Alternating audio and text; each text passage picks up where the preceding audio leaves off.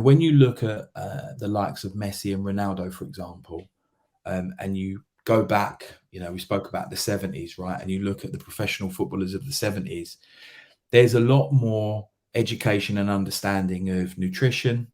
I think personally, the game changer was the influx of foreign managers into the Premier League with your Arsene Wenger's and people like that, because they changed the culture of football, not just in the Premier League but globally. And the Italian league was slightly ahead of us, which was why that was the best league at the time in my opinion, in the early 90s, late 80s, early 90s.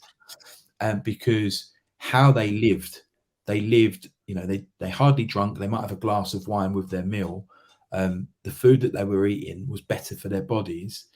They had a better understanding of conditioning and stretching and looking after their body, which allowed them to play for longer, and at a higher level of performance for longer. When you look at the modern day footballer, they are not just elite footballers, they are elite athletes. So they run quicker for longer. Somebody like Ronaldo, he's self-made.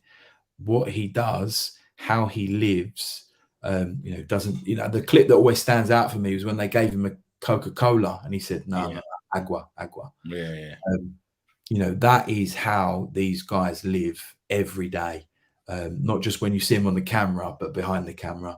So I think the performances and their ability to maintain that standard for longer periods, for over a period of years, is because of that.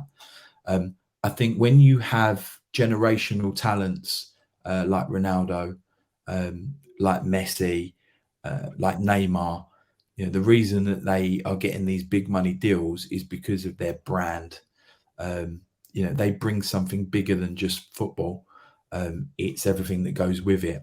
If you went into the Amazon rainforest and pulled out a picture of Leo Messi, the indigenous tribesmen would go Messi. It's that level of infamy or fame, celebrity. You can't get away from it, and that's where the big money comes in.